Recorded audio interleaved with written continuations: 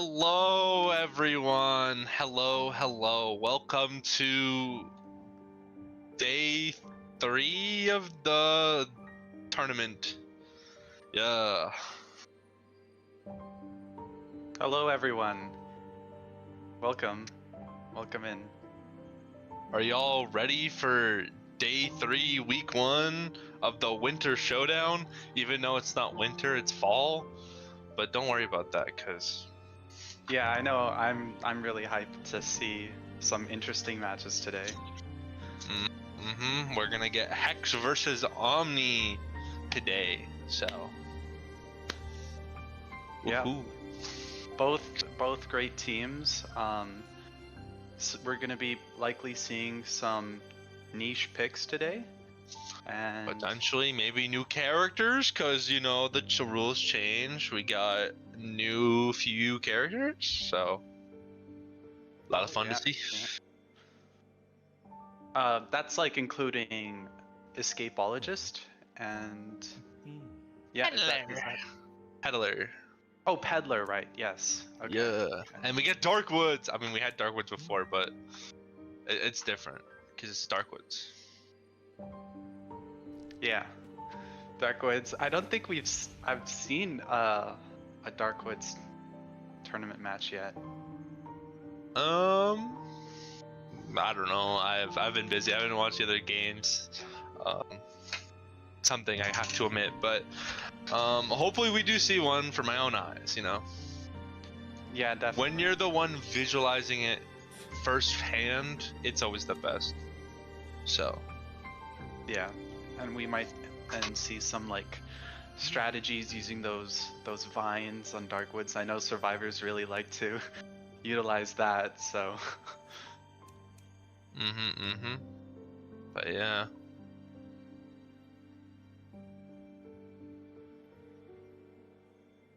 Okay. But yeah.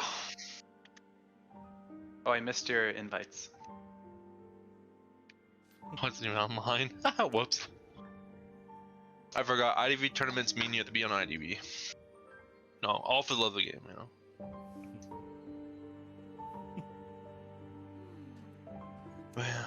I don't know what to expect today, you know. Week 1, maybe experimental things for coming up tournaments, because KOA is coming up in a few months, so who knows. Yeah, definitely. This will be like a good practice for teams who are interested in KOA. And experimental grounds for sure, you know. Yeah, especially since most of the teams, if not all, are really good that are signing up, so it's definitely good practice for everyone. My goodness, we have enough for a 5-stack and 5v5. Oh my god. Honestly, low-key, I think I need to play more 5v5. I can't lie. I think I play too much, honestly. You play? How do you play 5v5? I genuinely don't understand how people play that much. Like, it's fun, but it's such a hassle. I mean, for me, it's just like rank, because now they have area selection in it, and you get bans too. I don't know. Whenever I play, I usually just play like really bad characters and then hope I win, because they're like bug tiers come out of the wazoo to like play 5v5. I don't know why, but they do. Yeah, it's fun. And I mean, sometimes I like to intentionally take my time when selecting my characters so then my teammates can watch me once they finish their game, so. But yeah, 5v5 is, I enjoy it, and I usually reach like Rook tier by the end of the season, so. I don't think I've ever seen anyone above Bishop tier. I don't think I've ever seen anyone in a high tier 5v5. Who even plays high tier 5v5? What is the highest tier? Is it King, Queen, what? I don't even know. I haven't seen anything higher than Rook, so.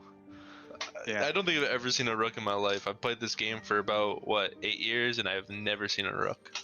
So. I was Rook last season, so. Oh. Yeah. I guess the more you know. Yeah. I'm sure it's probably more popular in other servers like.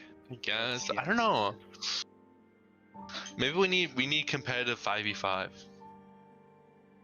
I mean, tournament is a lot like that, I guess.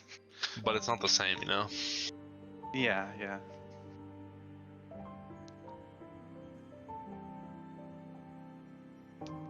I guess we're Alright, just we're waiting on the for the map pick ban.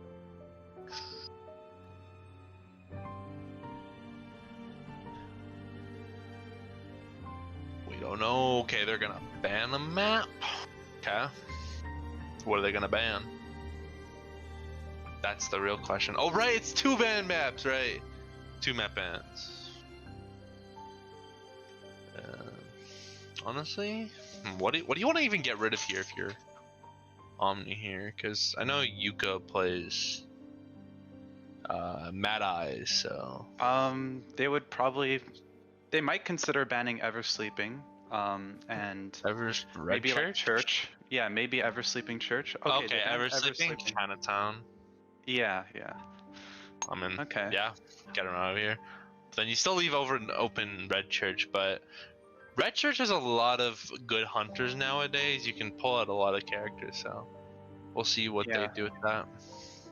I do know which map Yuko will pick. We talked a bit, and Ooh, insider information. Ooh.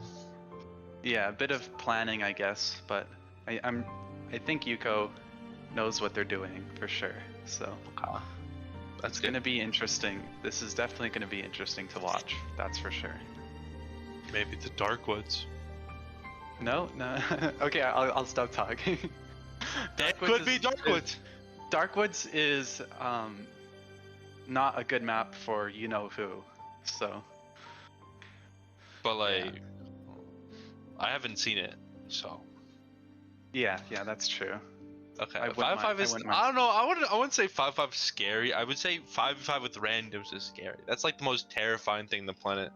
There is just one person, who I shall not name for the to keep the anonymity alive, but they keep on always joining my 5v5 games, and they pull out this wildling, and it is the most craziest. It is like a wildling that doesn't know how wildling works. It's insane. Oh. I don't. Oh, we're getting hospital? Whoa. Yep. Oh, okay. Hospital. Sure. Okay. Yeah. Kind of a bold pick to start off with, honestly. It is. Yeah. But the only thing there is also you get rid of a lot of chase hunters. They don't, wanna.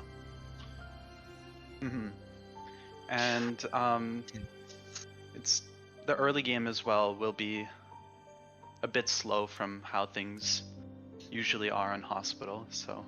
All right, we are going to see a Omni Hunter start first with Hex Survivors. So, what do you think Pit will pull out here? Probably an Ivy, honestly, since it's a Hospital. I don't really expect anything else, really. Yeah, I mean, Ivy would definitely be a good pick here.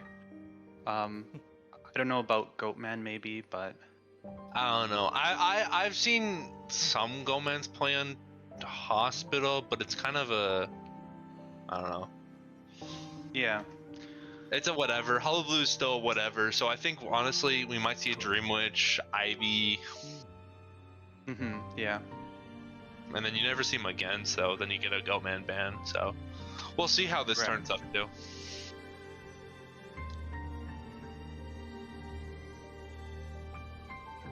But yeah, so maybe if that's the way, then the survivors have to draft that way, and not draft into like this, Goatman comp. So yeah. And I guess Hospital is quite a smart choice in terms of like how it makes it difficult for meta hunters to really like dominate, because Hospital is just that kind of map which has really strong areas for kiting. Yeah, I mean, yeah. Oh, we're gonna see Killer Boss. Yeah. Oh. Okay, never mind. Okay. See Killer Boss. All right. So think Killer Boss has an IV, if I remember correctly. So maybe we're gonna see one of those control hunters coming out. So Yeah, I'm quite curious to see what What the they plans do. are. Yeah. yeah. Who knows? Maybe we're gonna see like a feaster. Ooh. Ooh. You know, Yeah, I feel could like be they should anything. still. I feel like they should still buff Feaster. I don't know why they've never buffed him. I think he deserves buffs. That's my humble All right, opinion looks as we like- start into the match. We're getting into the character selection now. Here we go.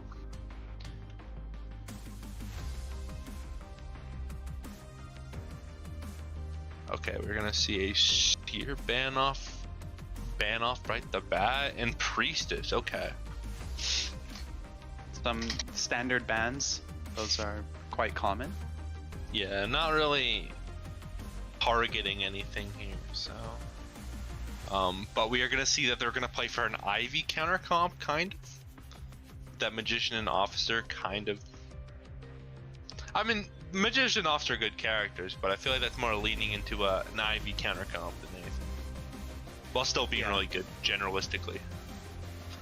Yeah, for sure. So. For the next ban, we're seeing Aeroplanist. Aeroplanist, okay. Very interesting ban here. I mean, he's usually played a lot into Goatman, so I mean, Maybe we'll- he's also really good too. Maybe they have a really good Goatman. I'm not too sure, but yeah, from what I'm seeing, this seems like an Ivy counter comp to the kind of the extent that it is with that prisoner pickup here. yeah, for sure. So what are they gonna ban last here?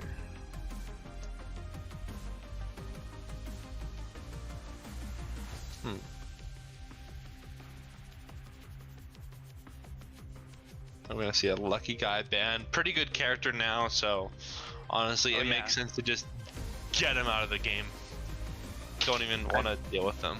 So Yeah, I've been seeing him a lot in ranked lately, so yeah, and we're gonna see the Ada as the last pickup here. Yeah, this does seem like an Ivy counter comp, so probably reciprocate with an Ivy here.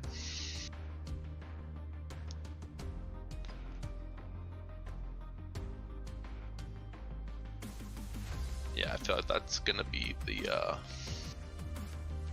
play here.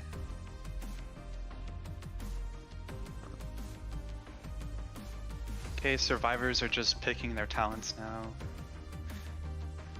Well, Might see some probably less Suey builds, that's for sure. Because if you know it's gonna be a control hunter, yeah, you're not gonna not gonna risk a bad end game for that kind of stuff. So that kind of makes it easier for them. They don't have to worry about these like surprise picks, and even if it's a surprise pick, they have a really good balanced team comp anyways. Yeah, for sure. Like, who would be crazy to pull out? What kind of crazy character could they realistic? Okay, no, never mind. Oh. That's not even a question. Yeah. All right. Okay, so Yeah, we Ivy. need the Ivy. Yeah. Now, I was gonna go into like, oh, we might see some crazy pick here, but nope. It's just an Ivy. I mean, all right. So we are gonna see two Sueys actually. Never mind. We're gonna see a Suey on the Ada and the Prisoner. Very interesting on the Ada. Instead of maybe like a Tide Turner, they go full Suey, which is interesting. We do see that Tide Turner and Tide Turner BT on both the First Officer and Magician.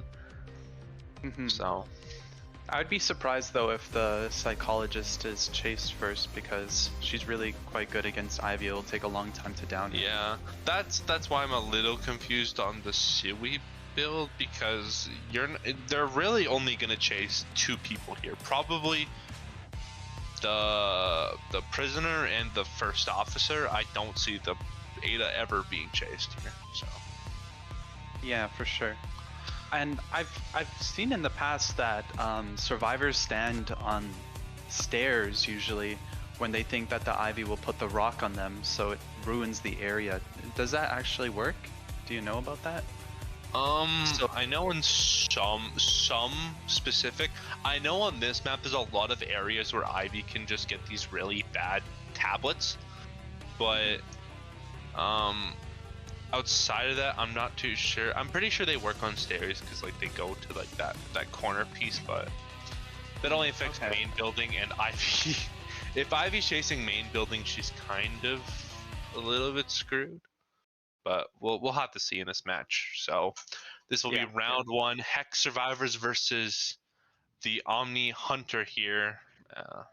And yeah, let's get ready to begin. And I gotta stop fidgeting with this nail clipper I found.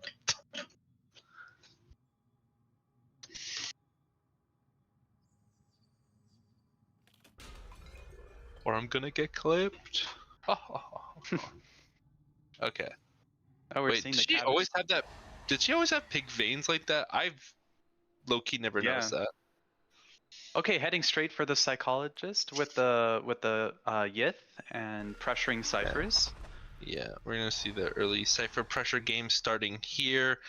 Getting a little bit stuck on that main building here, but just kind of putting pressure around. We do see that prisoner is still upstairs, kind of just waiting around here. And they're gonna go commit right onto the Psycho, but Psycho kind of stayed on the cipher here, and a little bit of a miscommunication here. They should have probably said something about like, oh, you know, they're on someone, because that was a little bit too much build-up. It was kind of greedy there, but so we do see the prisoner chase here right now, and yeah, kind of ooh, a miss swing here, but are we not going to see the shot coming in? Probably won't need to blink here. With given the scare and blink up, yeah, it's going to be a down here. Kind of a really rough start for these survivors here. Yeah, 1 hit from full presence as well, so it's looking really quite good for the Ivy. And the problem is now the ciphers are really behind, like 34, 36, and then 1 pop cipher. Yeah, it's looks like the first officer's coming around the side here. Yeah, we're gonna see him up on the second floor here, and just Ivy's just kind of spreading more pressure here. Okay, we do see the officer dropping down here and doesn't get a catch onto him though, so we'll see. It's smart of the Ivy not to. Oh, the terror shock onto the first officer here. Oh, that is really bad. Oh. Isn't gonna go for a basement play here, even though basement is in the main building. Just kind of just. I think Ivy doesn't really need to, anyways. This pressure is nasty. Like, it is scary for her. Like, all she now needs to do is actually, you know what? No, she can. She gets a double down here too. Oh my goodness. Oh no, never mind. No, they're good. Probably will target out the prisoner here and let the. I mean, you can just get rid of the prisoner here. Like, look at this pressure. They have 1 cipher done, and someone did on a chair. So, yeah, this is not looking good for Hex at all. This early game kind of just ruined them. They have to do a full reset and hopefully get some good kites going here. I doubt they can get the full reset with the Yith pressuring them though. Yith pressure does kind of hurt here, but at least they'll put it down to 2 to 3 ciphers. But even then, the ciphers are not that great off right now. And given that Psycho's at 76 here, no, misses the scare actually, or did not scare. I'm not too sure. Yeah, misses the scare, but still at 80, and this area is completely blocked off by the tablets. So, great flywheel though on the corruption. Ooh. Okay, so kind of looking backwards to just get rid of it, I think. Yeah, and walked in the area to time it properly. So we're seeing a reset here. So ciphers really have nothing to work on here, but we do see the connection still on. But Right now, prioritizing just blocking ciphers off, making sure no decoding is getting done, and getting full value out of the full presence here. So honestly, here, oh, not even gonna burn for the watch. So popping this right now, cipher here. So honestly, I can't lie to you. I don't think that was really worth going for that cipher. It was 97. You could have probably spent your time doing a new cipher, if I'm gonna be honest with you. So right now, their ciphers are kind of just not looking that great right now. And given the resources are kind of running thin, it's not the greatest right now for these hex drivers. So yeah, for sure. And we got 2 injuries out, with Magician the only one able to rescue now. yeah, and we're gonna see maybe the first officer leech. Yeah, we're gonna see the first officer leech here. And 59. Okay, so 59, not bad, but honestly, I think Ivy was just expecting the first officer to get scared because Blink is up now, and yeah, this is just dangerous right now. Oh, completely just, you know, takes the wand, doesn't miss the mind game, and then just now gonna go for someone else now. Yeah, it looks like the Ivy's just trying to drain their items for endgame, so they don't have anything to work with when it comes to kiting. The problem is that the end game is just so non-existent right now for them, which is the problem. Yeah.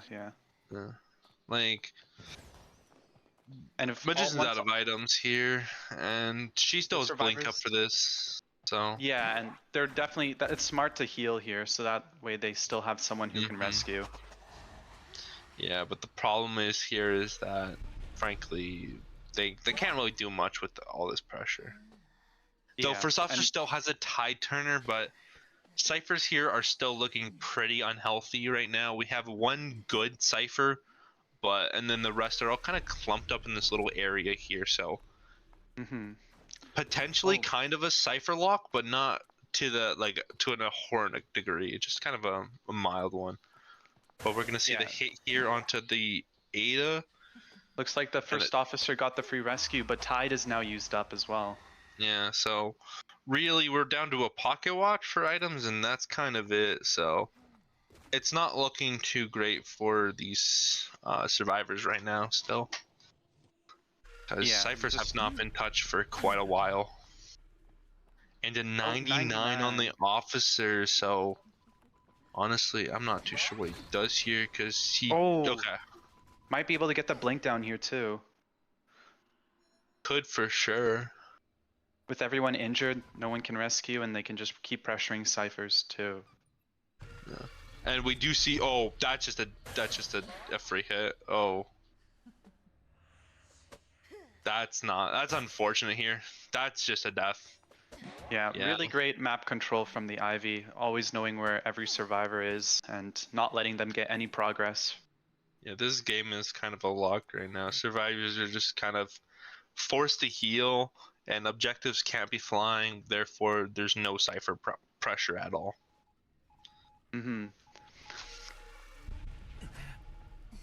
But got full presence on both survivors, but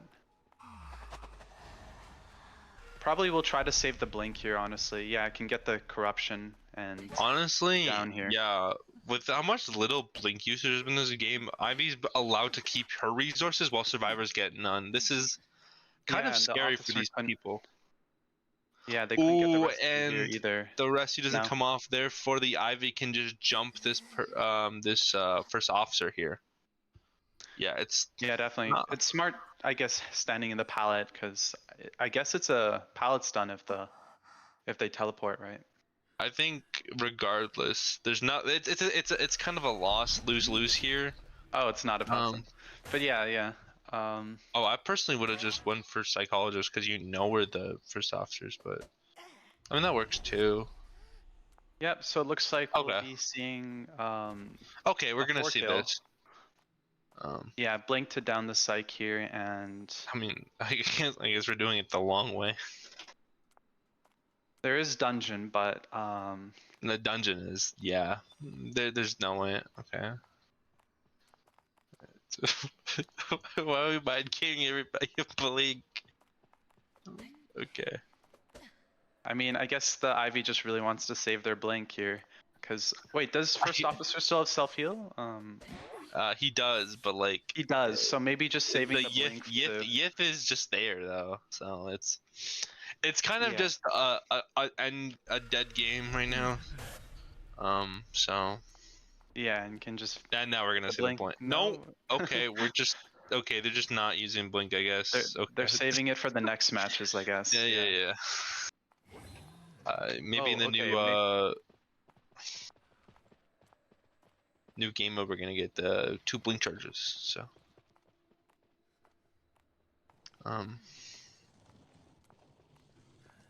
yeah, it's just this game's kind of over. So Yeah, and I better not chair the first officer because Psych is like just sitting on dungeon. no.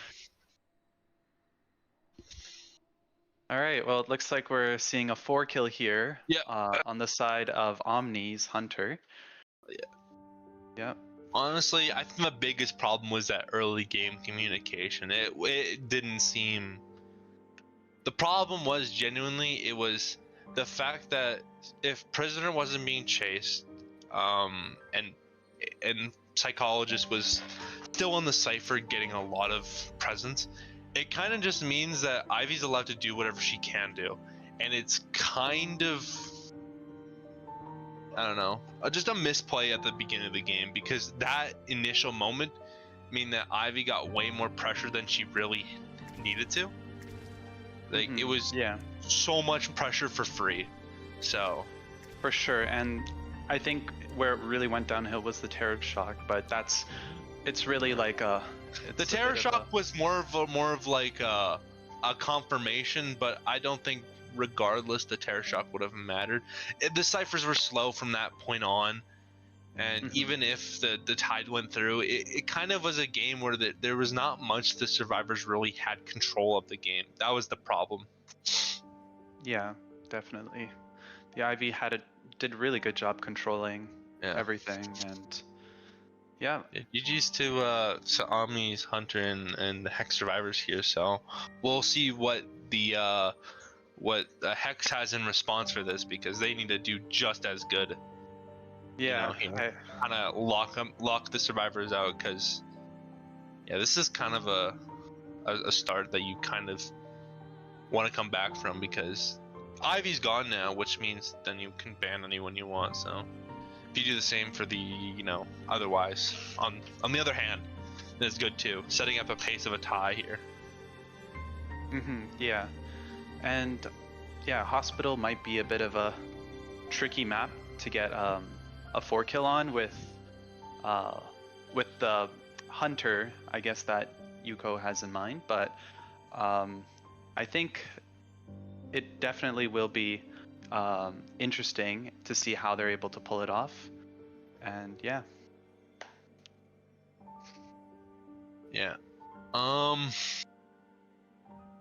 looks like we'll be waiting a little bit for the survivors here. So hi chat, how are you doing today? That's the real question. Oh yeah. I completely forgot about chat. Well, there's a whole chat, so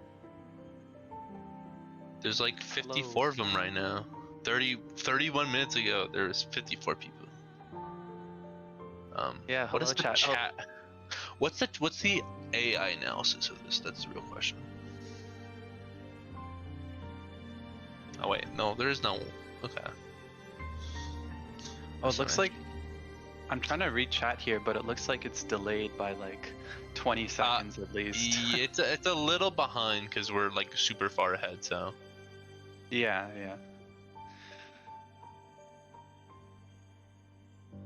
Okay, it looks like we're just waiting for the survivors to join up. Waiting.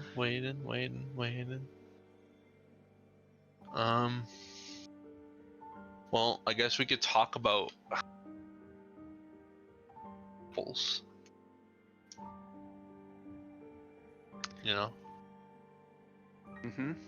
Apples are good. Apples? Apples, yeah. The ones that fall from the tree. Oh yeah. The apple didn't fall far from the tree, I think. Yeah, apples are Okay. definitely like a solid A tier fruit for sure. Oh, okay. Well, maybe we should pull up the tier list. Let me pull up my fruit tier list right now. Hold up. Let me go on tier list maker and pull up the the fruit tier list. I did this like what 3 years ago with my friends. It should still be saved. Okay, well, mango better be S tier. It better be. Oh, And mango is like a D tier. D. Okay, D. then. Oh, B. B. D. No, D. Like D. King Okay. Okay. Yeah, DDD. yeah. No, that's an absurd ranking, honestly, because How? It's just a mid It's- fruit. it's like Okay. the sweetest, most. It just goes with everything too. It's just No, it amazing, doesn't. You can't put mango in my pizza. I mean, people put pineapple on pizza, but Yeah, that's why pineapple's F tier. Okay, we could do like a mini ranking right now. Okay, so oranges are like S tier, apples are A tier, bananas are S tier. Okay, grapes are S tier. Green grapes are SS.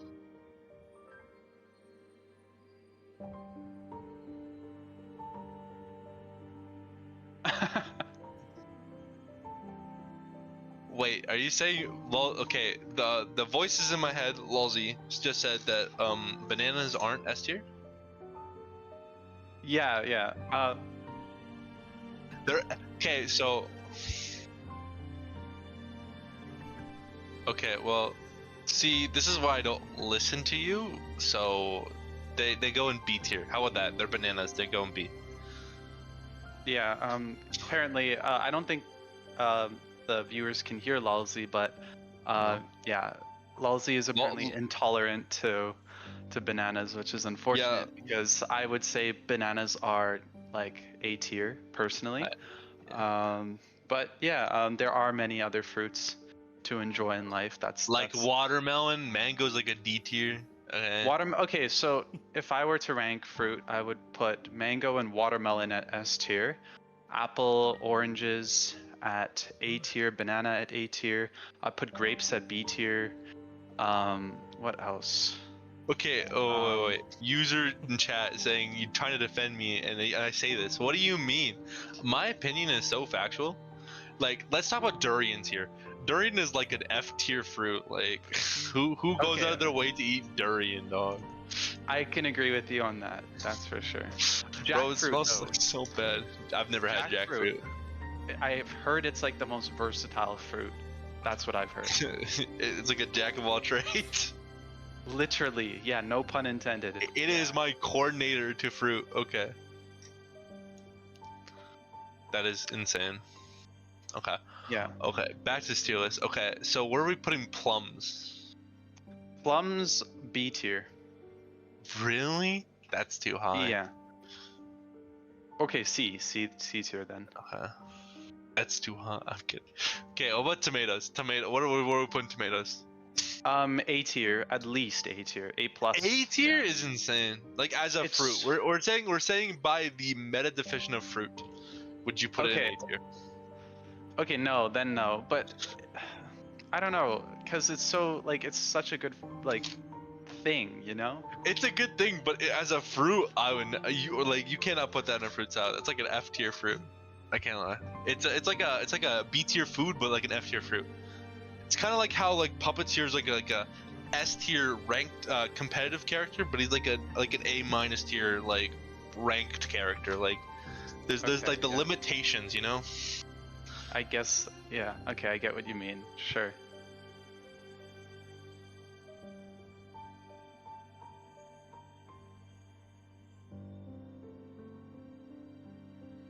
No, I said okay. I clarified myself. I said competitively Puppeteer. Okay, because the voices in my head are saying that I said it wrong. For clarification, Puppeteer is an S tier competitive character. In the competitive scene of IDV, he's really good. In a ranked setting, he is A minus to B plus. He is so meh. Tomatoes apply to this character. Okay. Anyways, we're actually starting up now, guys. So fruit Okay, tealers will come back later. We'll bring them up later. Okay, Anyways. so looks like we're seeing a priestess forward ban from Yuko here, and that's quite of a smart ban. I think one of them do play forward quite well. So, and yeah, we're gonna see the Enchantress and Seer pick up first. Yeah, priest is forward pretty. Doctor, okay, yeah, I mean, whoa. We might see a novelist ban or a meteor ban for the last one. We'll see. Let's see who Paul Blems is going to pick up. Honestly, I feel like we should like an elephant gif over like the Mad Eyes when it. Oh, I didn't. Okay. Everyone knows Mad Eyes, but like, yeah. Yeah, Paul Blems took novelist, a great counter to you know who, for sure. Explorer. Oh, interesting. And escapologist. I guess that's a good pick because they are aware that certain chairs on the map are. We get the bald guy! Oh my god! Oh my god! Sorry. Anyways. Escapologist. He's solid because there are certain chairs on the map which are devastating for the survivors when Yuko picks you know who. So escapologist, definitely the chair swap will come in real handy for them. I'm quite like if I were hunting here in Yuko's position, I don't know how I would pull off the 4-kill here. I mean, I don't know. I mean, it's a Mad Eyes. We gotta see the working of the magic here, okay? The magician is at play here, but like, we gotta see a bald man playing. You know, that's more important. You know. Yeah. For all my bald people in the chat, how are you feeling right now that your representation is right here? I want to hear it by showing a bald picture. Yeah. Yeah, we're gonna be seeing bald man versus bald man. There's the escape. Oh right, we're gonna see bald men. Oh my god, bald on bald crime. Yeah, and you know, anyways, that whole fruit debate. Oh, whoa! What? Why is Yuko's trolling right now? Wait, maybe no, because that's another old man, right? We're pulling out the unks. Okay. You know. Here we go. We're seeing the Mad Eyes pick here from Yuko. I love how I started a whole like war in the chat about fruit. Yeah, and with the Mad Eyes pick, I expect to see. There's really not any potential for spawn trapping on Hospital, so I expect to see a lot of console defense initially, a really drawed out early game, just defending consoles, trying to get the chips off, and then once first presence is unlocked, then Yuko will probably make his move towards strong areas for Mad Eyes, for sure. But we shall see. We shall see. Who doesn't like apples? Okay, okay, to reel back the fruit conversation real quick. Who doesn't like apples? If you say you don't like apples, it's like saying you hate having fun in your life. You are just sad, okay? Apples are the greatest thing. You know, that's why Adam and Eve ate apples. Because I knew it was the S tier fruit. That actually I put in A tier. Wait, it's whatever. You know, the fruit tier list still stands A tier. They knew it was the best, second best thing next to like oranges and grapes. So, yeah. Anyways, we back to this game. Yeah, taking the bottom left corner spawn, I would completely agree. That's the best spawn to take here. The selection that the survivors chose was also really smart because they're not going anywhere near ruins or shack, which are incredibly strong areas for the Mad Eyes. This is probably the best selection that the survivors could have taken, and same with what Yuko chose as well. So, yeah. Yeah, and we're gonna see those flywheel pickups, and then the bald man got the tide on. But yeah, I'm not too much knowledge in the Mad Eyes game, you know, the Mad Eyes verse. So, for those who don't know, I'm just below Yuko. I'm second currently. Wait, really? Yo, wait. Yep, yeah. Yuko's first at Mad Eyes. I'm second Mad Eyes, so hopefully I can be an okay commentator for this game. No, you're gonna be the greatest commentator. You know what you're talking about. This is your game, okay? Okay. Yeah, so we're definitely gonna just see console defense until first presence is what I expect. Then rotating up towards where Seer's going, trying to push him into ruins, or maybe just chasing your statue if Seer stays there. But yeah, that's what I expect to see from Yuko here. Alright. And yeah, we're gonna see that Insolence Confine build going off here, so. Great chip on Novelist. Good. Yeah. You're just gonna letting the vibes happen here. Yeah. Yuko's ping has been like quite volatile lately, but looks like she's having good ping for sure. Wait, I just realized there's like a man strapped on the table in the middle of hospital. I never knew that. Yeah, first presence should kick in with Insolence. Probably will leave. I would personally leave in the next 10 seconds or so and go for a Seer here. Is that Warper? Oh, that's Blink. Oh. Yeah, Blink is you would always generally take Blink with Mad Eyes. So Okay, I've seen a lot of differing builds on Mad Eye, so I'm not too sure. Like I do teleport even though I suck at Mad Eyes. Yeah. Right. Now try to push Seer into ruins here. If Seer would try to avoid ruins as much as they can, I would expect. Oh, going into ruins here. This is really good territory for Yuko to trap here. Might get the full trap off. Gets the full trap off. This should be a full down. This should be a full down for Yuko here. Mad Eyes. Might not, Yeah. with the escapologist. Yeah, that was beautiful. And with the escapologist, I don't think Yuko will go for the statue chair here. Yeah, we'll just go for the nearest chair because the chair swap would be detrimental if they got near hospital. So great chair here. We might still see the chair swap. Yes, okay, great chair swap here. That chair's a lot weaker for the Mad Eyes. And We're gonna see. Yeah. Is the rescue then? Yep, insta rescue. Trying to body block. Did not get the body block, unfortunately. Yeah. Oh, there's still 5 ciphers too, which is like actually kind of really good positioning here. And then we do see this sneaky enchantress here. Gonna probably go in for a 1-stack stun potentially here. Yeah, maybe this is a bit. Oh, I mean, yeah, can see the head of the enchantress here. So, great. But is gonna set up that trap. Yeah, that wall is really quite difficult to place there. So it's nice. Impressive. Trying to that see Yuko if they were gonna go for that blink. Yuko should just keep blocking ciphers here. No, okay, good. That works too. Even if they do get the stun with addiction, it should help a lot. Yeah.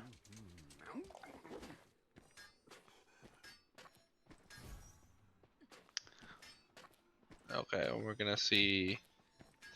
Though we do see a lot of ciphers have progress on them, which isn't too great, but like I think it's still in a good stage of the game, right? Yeah.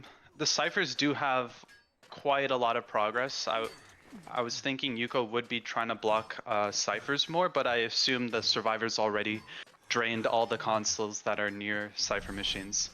This chair here is also a really great chair. I don't know if they're able to swap to a different one. I think with the buff you can. No. Ah, the novelist swap though. Oh. That was okay. Yeah, there's not much. Might go for the overclock block. Yes. Perfect. Yeah. And the seer should be downed here again. So. All right. Mad Eyes, Mad Eyes, Mad Eyes. Woo. But we do see a lot of that progress still kind of there, which is kind of scary. Yeah, so like, there's probably a new cipher actually. But with 1 survivor eliminated, 2 injured, it's actually looking quite good for Yuko here. And this map, if you didn't know, is one of the best when it comes to cipher pressure, because most consoles can be, or most ciphers can be blocked off with a single wall. So yeah, looks like they are trying to reset here, get their health back up, and yeah. Okay. Yuko will want to make a move here, just ensure no consoles get... Yeah, so I think Yuko knows that they're healing right now and probably should make a move to middle. Alright.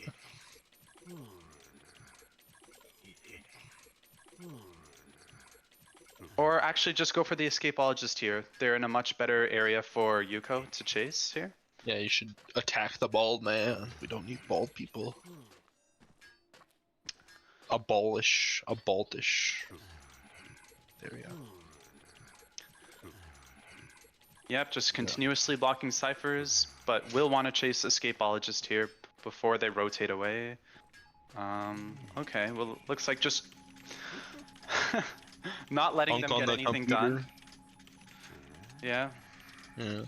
I mean... Oh, okay, great. gotta... Oh! Get him! Get him! Oh, never mind. Yep, just continuously blocking ciphers. Can now just get the blink down on escapologist, but we'll have to be careful of the fog protection here. Yeah, so is that the plan though, or is it? No, I mean there's not much energy here to work with, so chasing the enchantress might be a little difficult here. And doesn't have much energy to defend ciphers.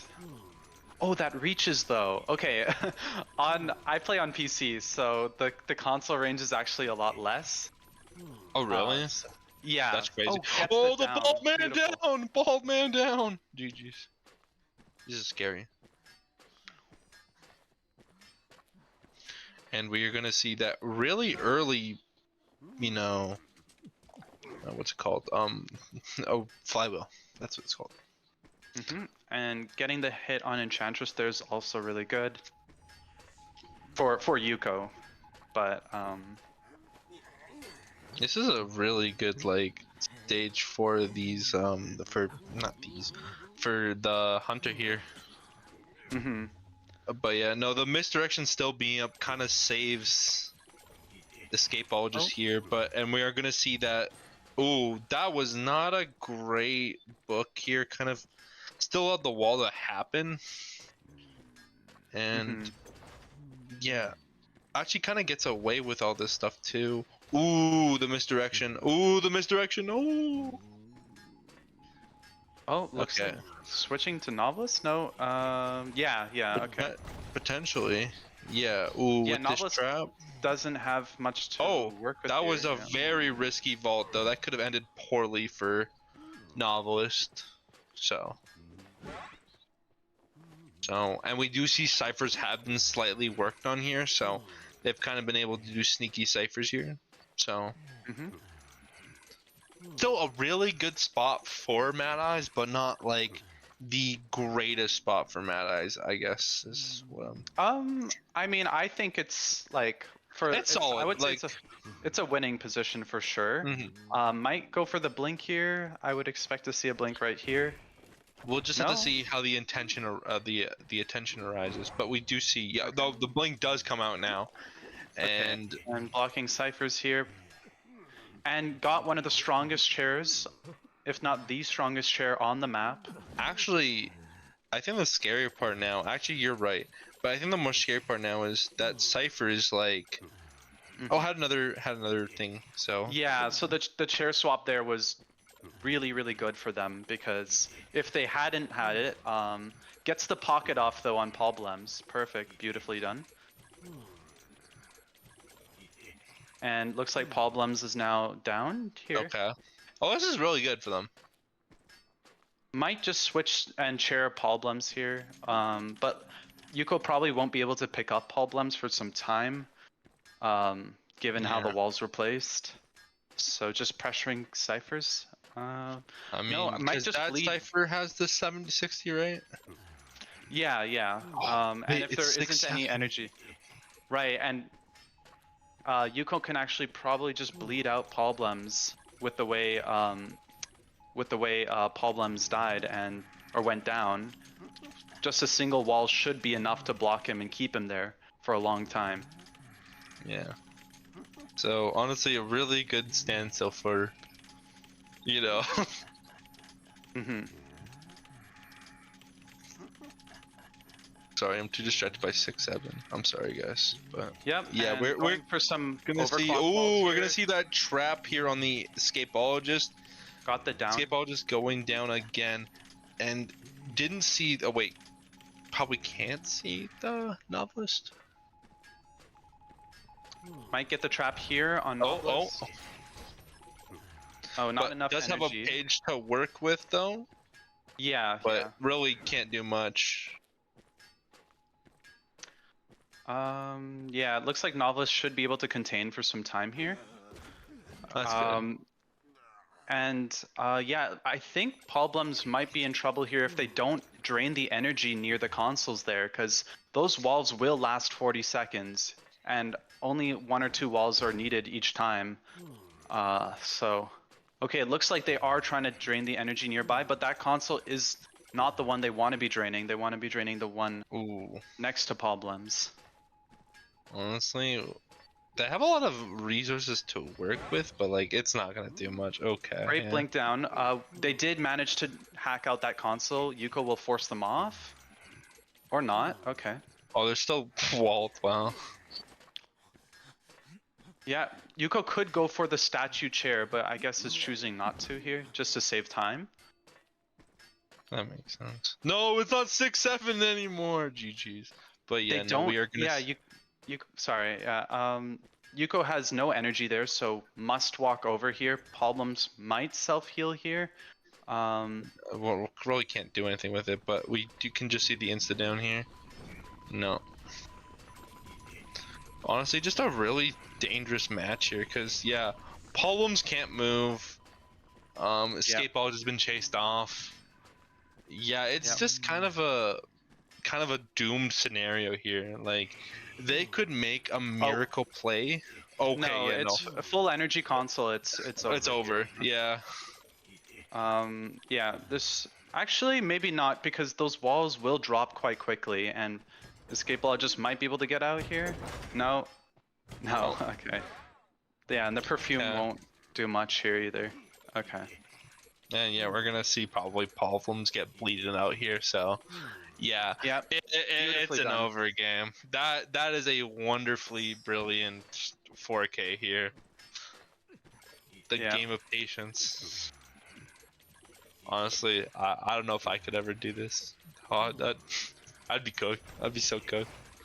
Yeah, and I learned I should, as a fellow Mad Eyes player, what this game taught me is I should take more advantage of bleeding when you create the pocket near the chair there, and that's exactly what Yuko did, and it was executed brilliantly. So yeah, that's just brutal. I didn't even know you could do that. Yeah, it's something I do in all my matches, but I don't actually consider bleeding when you do it.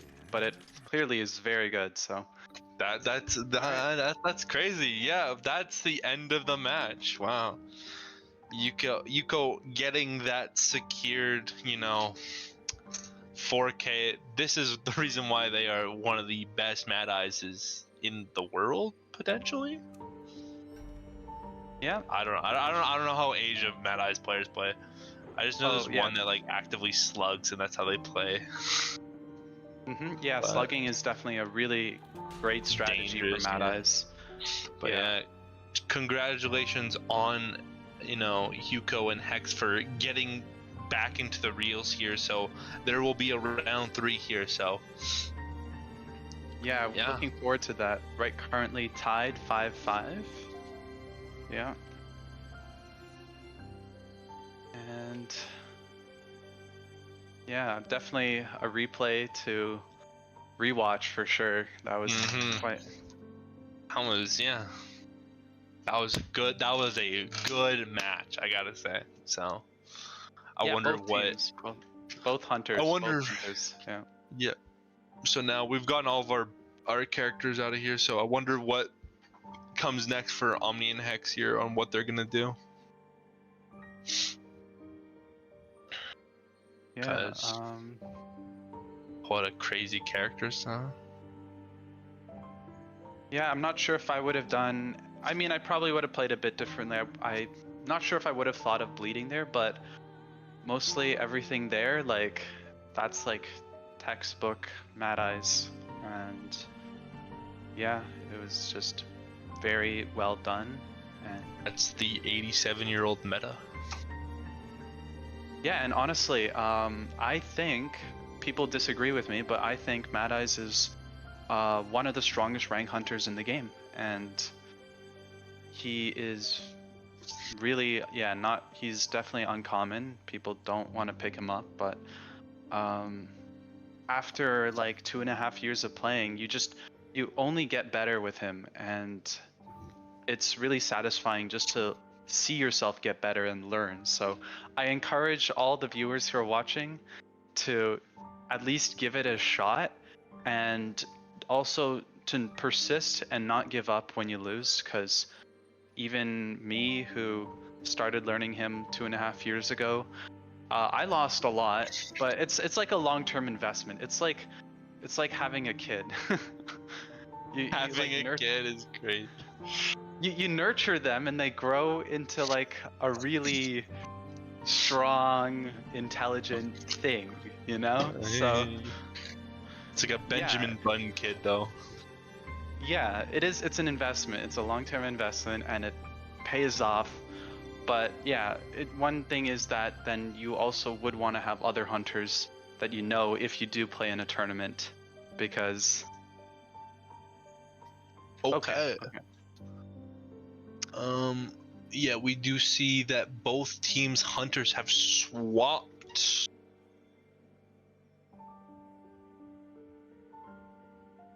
Yeah, it's actually quite a good thing for Mad Eye's mains to have sub hunters, because then you can just really focus on perfecting your craft and let the sub hunter come in after round 1 to do what they do best, which is maybe playing meta. We'll see. Or well, my headphones just shut off. Wow, I don't know what happened. Yeah. Yeah, no, we do see the substitutions here. Pit, Kill Boss Biscuit for Pit, and then Azursoth for Yuko. So, and what are the bans? Okay, we do see that Chinatown ban. Yeah, and Omni is now picking the map. What do you think though? Okay, never mind. Moonlit. Well, Moonlit. They picked Moonlit, or to the new gens out here, Moon River Park. It'll always be Moonlit to me. I'm never calling it Moon River Park. If I ever hear a commentator in the official ever call it Moon River, I think I might cry.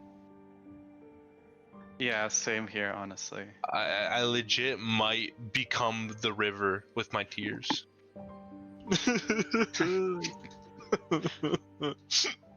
You know, that's how it is. We gotta keep it real. Anyway, so what do you think is the game plan here now? Because we have Moonlit. Well, the Omni survivors picked Moonlit, so maybe they have some strategy in store, like involving good communication and rotating, and maybe utilizing the coaster. We might see some of that. And often we see the hunter taking warp as a way to deal with coasters. So. Okay, and we do see that Hex does pick up the initial Hunter run, so it's going to be Hex Hunter versus Omni Survivors. So, yep, interesting what is going to be happening here. So, and with Moonlit being a really big map, it could be. I don't know if we can't see an Ivy now, right? Probably not, but yeah. No.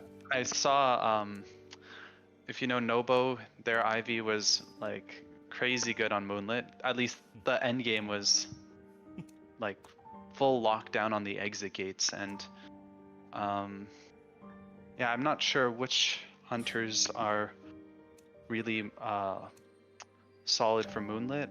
I mean, I think there's a lot of hunters. Like there's Nightmare, there's Nightmare, Goldman, Hollow Blue, Wax Artist. It just who are you really gonna go home with here. That's the bigger thing. Yeah, yeah. Oh, sorry about that. Yeah, thanks. Oh my god, I'm trying to click on the thing, but it keeps bringing up the owner's band characters. It's not even letting me click the arrow.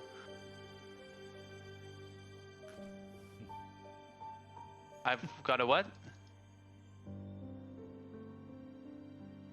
Can't you On the just press- scroll on the spectators bar. Oh, let me just swap here. There you go.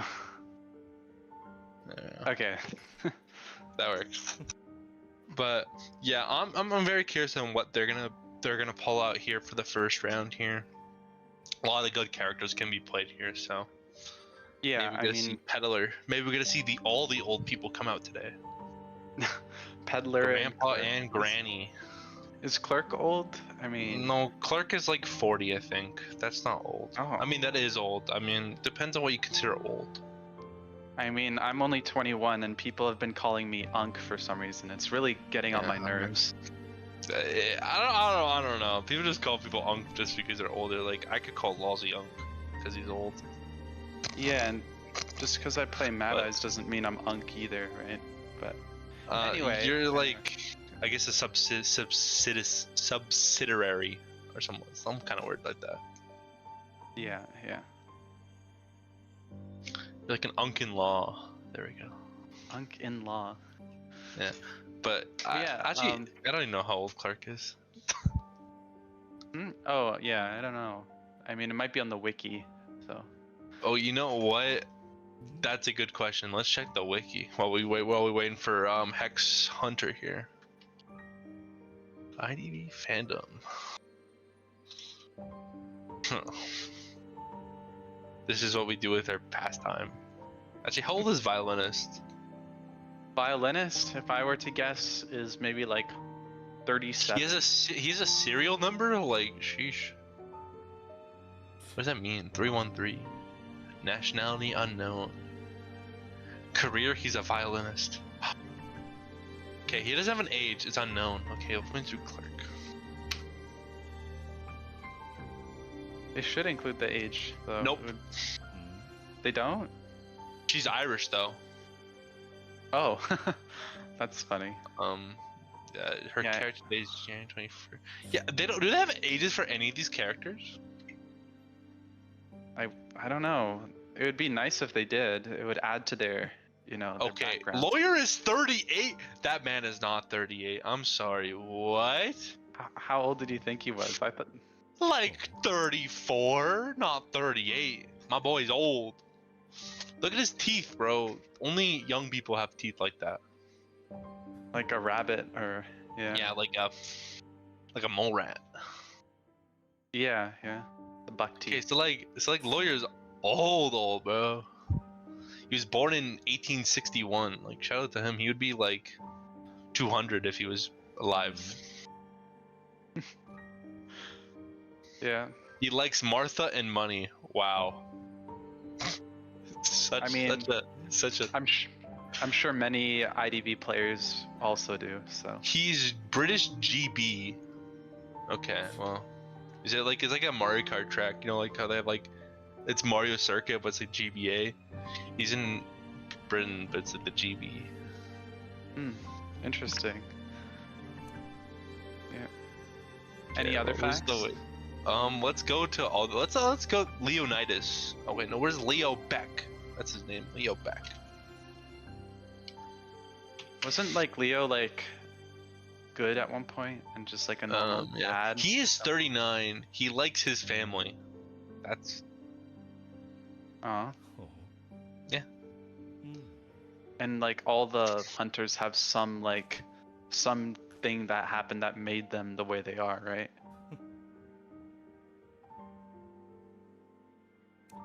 I so don't- yeah. So 39. Yeah. Oh, we got a I match. actually- Oh. Oh, okay. Here we go. Okay, no more facts anymore, guys. We're done.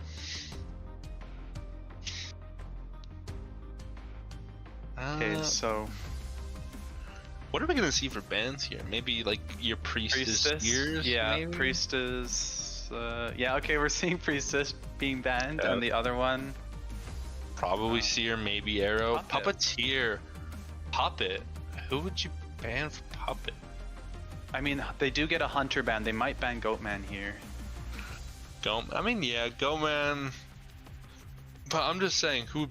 I mean, but Puppet's a good character. I mean, I brought this up earlier when we were talking about tomatoes, but like... Oh, they banned Hermit? Hermit. Interesting. Wow. Okay. I wouldn't... But why would you ban Puppet if you're Hermit? Am I crazy for that? I don't know, maybe... Maybe it's a fake out ban? I don't know.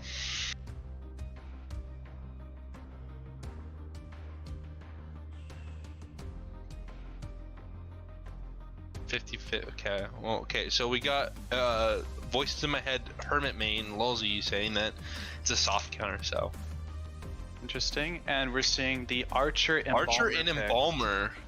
Embalmer's a little crazy because you don't know how your Hunter match is gonna go. Yeah, I mean, on a big map like Moonlit, though, it could be really good. It's good. But it's kind of a 50-50 because you have nowhere to rely on if it goes bad, right? Bulmer's kind of a character you want to play if you know how your game's gonna go. Mm-hmm. So. And we're seeing the Gravekeeper ban here. I wouldn't be surprised if they went Goatman. Given these bans, they're looking a lot like Goatman. There are a lot of tanker bans. Oh yeah. wait, no. Okay, so they're banning tankers out, like, so maybe. Yeah. That would make sense, I guess. Then they just probably like play like a tanker then, because wait, they didn't ban Ada. So wait, so they just play Ada here? No. Maybe, yeah. Ada would be a good. Oh, they went Explore. Explore, interesting. I'd say this is a very interesting team comp. You know. Yeah. So if it is that.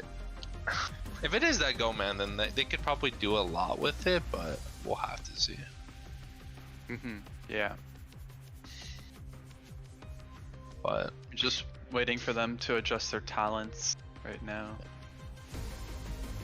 I think for me here, I think the Explorer is kind of a weird throw in here, because it could do well for you, but we'll have to see. You kind of have two characters here that are trying to like accomplish the same thing. You got First Officer and then you got Archer, so. Yeah.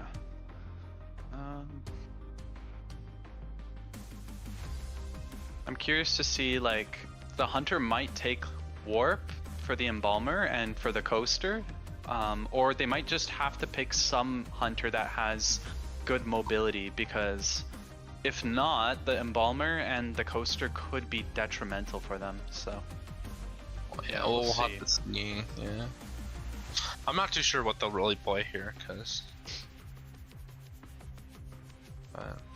could be a Go, could be Opera, could be... Actually, no, Opera would pretty crazy here. You just don't chase Archer.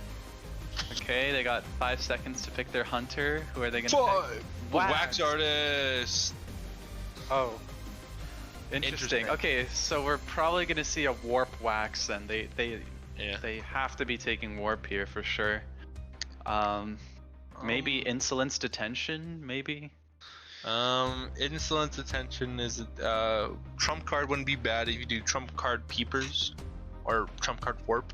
Right, trump card would also be. Because I mean, what is your goal here? Are you gonna chase First Officer and make sure they can't get rescues? Because especially here, they have no way to rescue now. Yeah, they have just the First Officer and the rest are flywheels, which isn't that good into Wax. This is actually a perfect Wax game here. So, my question is, who are you gonna chase here? You can chase Embalmer, or you can chase Officer.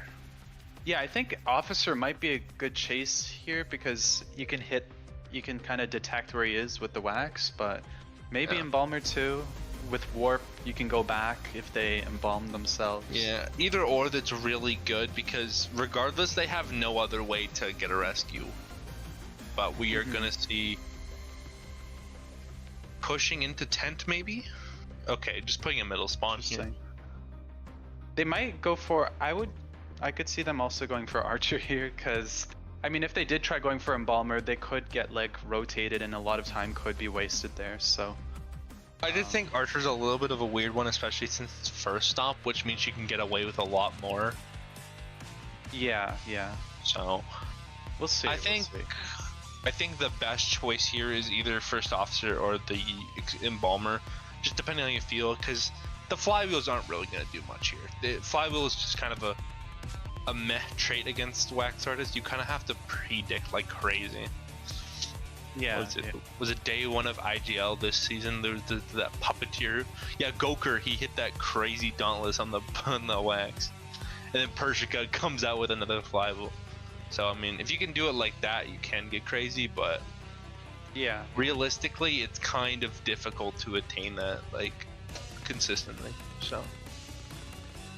And trump card would make sense here because teleport can reach across to the other gate, which warp definitely struggles to on this really big map. So yeah, okay, here we go.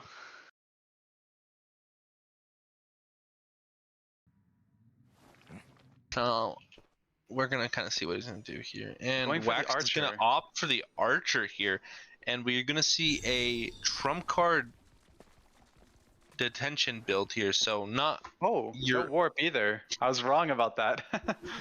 What is it? Is it Blink? It's Blink. It's Blink. Yeah. I don't know about the Blink play. Blink is a little weird to me. You know. Yeah, I mean, it might be. They might just switch targets then to the Rescuer after the coffin is used, if they're able to get the down on the Rescuer there.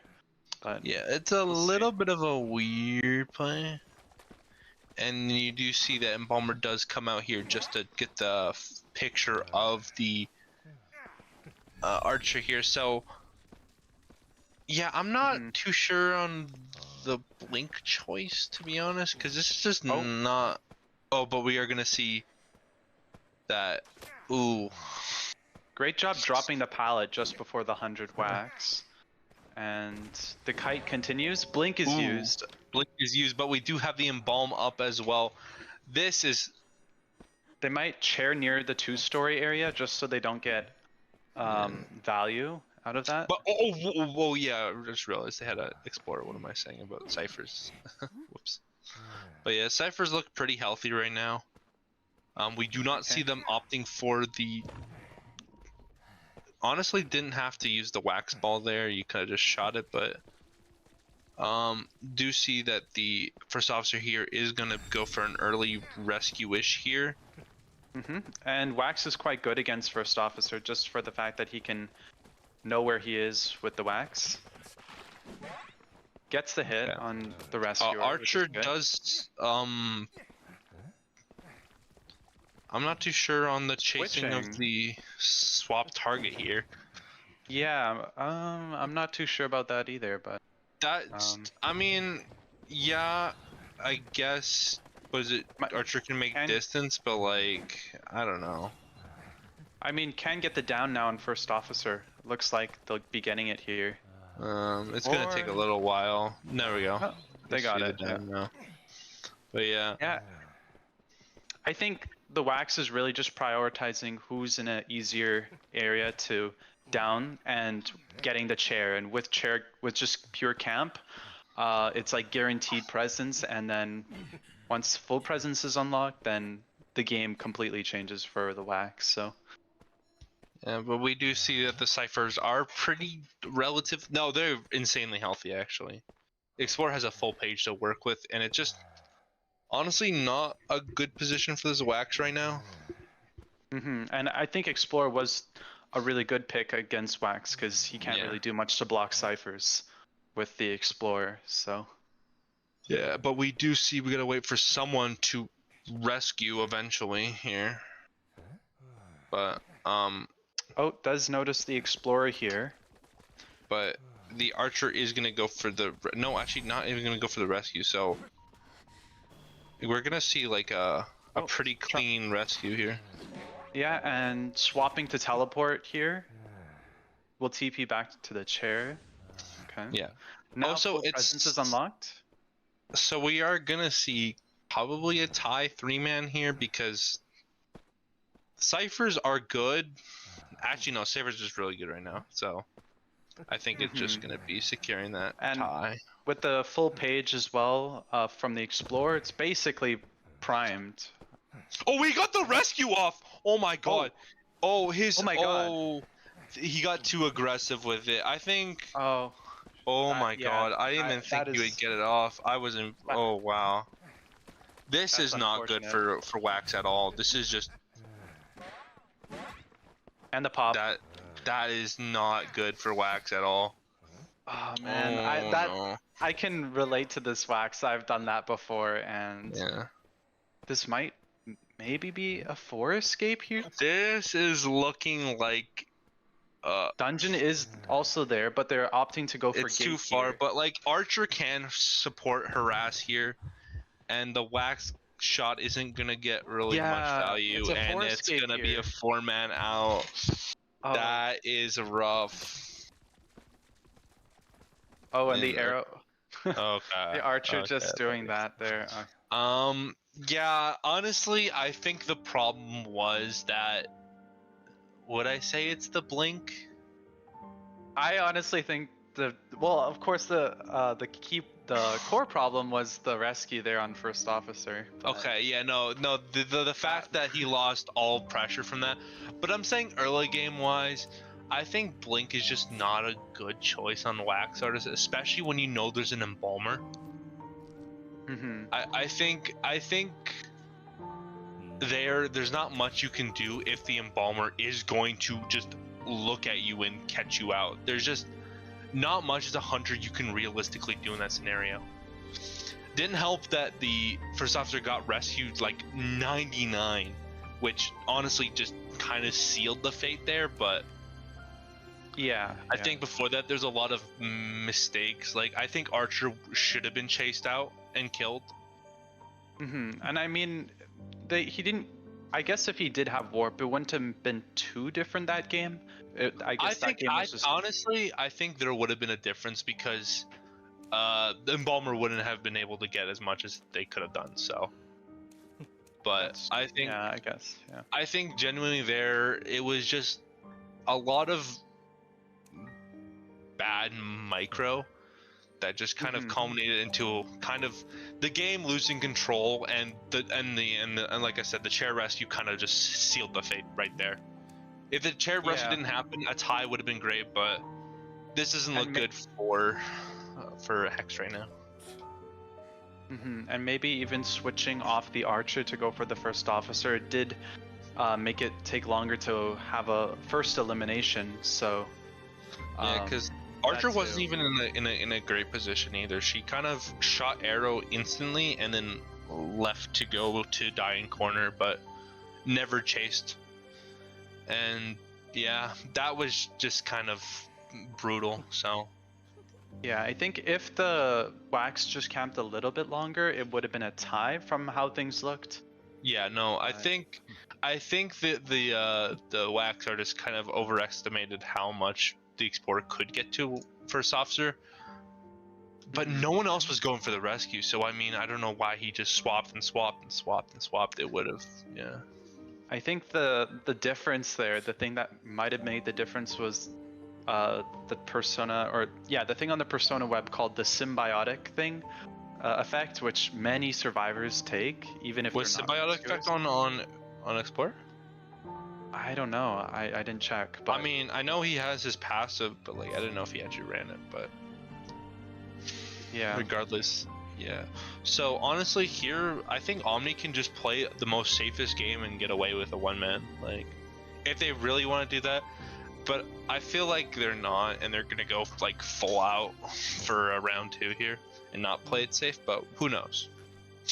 Yeah, and Pitt for sure is like a very formidable hunter to go against. That's for sure. He plays meta. He even, I think, once picked up Mad Eyes just to play him round 1 on Eversleeping. So definitely a very strong hunter we're gonna be seeing here. Yeah, and how many points do they need, or what elimination do they need to move on to the next? Well, no matter what, there's a round 3, so Right. Okay, because the round 1 was a yeah, tie. round 1 was 5-5, and then 5-5. Got this it. round okay. is 5-0. So if Okay. if Hex manages to get a 4-man out, it's still tied. But Okay. you can play a very safe character here and probably get away with a 1-man and go on to the next round. So we'll see what Pitt does here. So Yeah.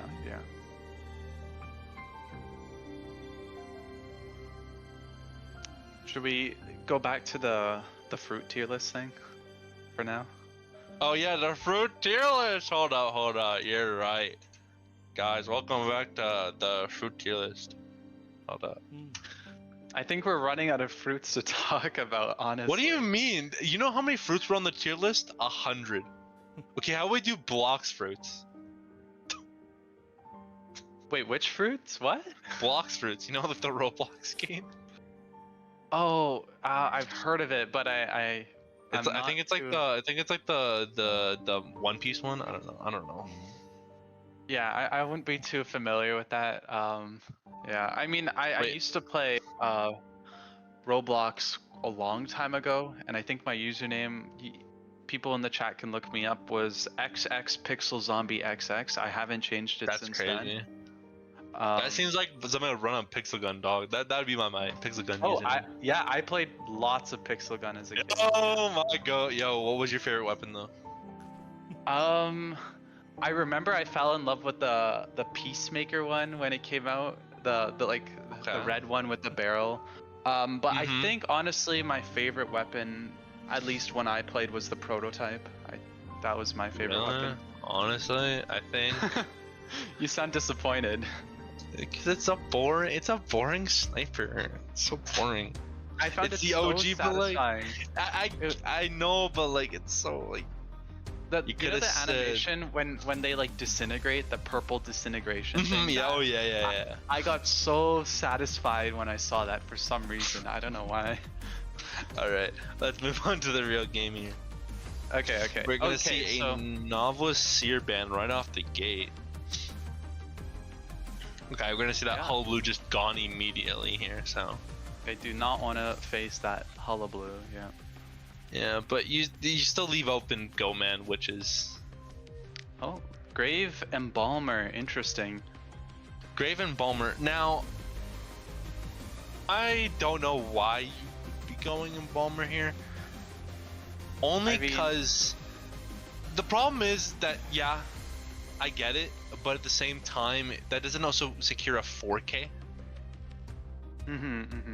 Like it worked for them because of the build that the hunter went, but like you can get away with it.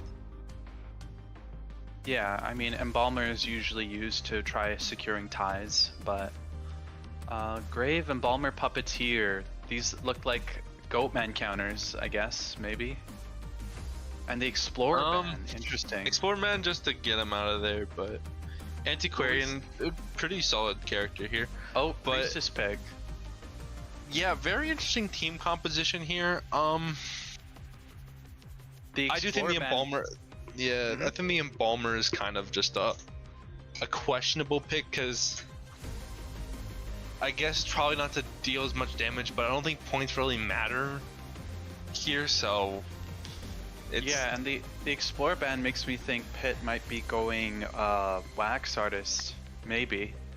I mean, maybe, but definitely... like you could also just go man because I don't think they're gonna get a go man round next round. So that's true. Yeah, Goatman would be good, but they did take Priestess, and that's also quite a big Goatman counter, as well as Grave and Puppet. So yeah, we'll see here what they take.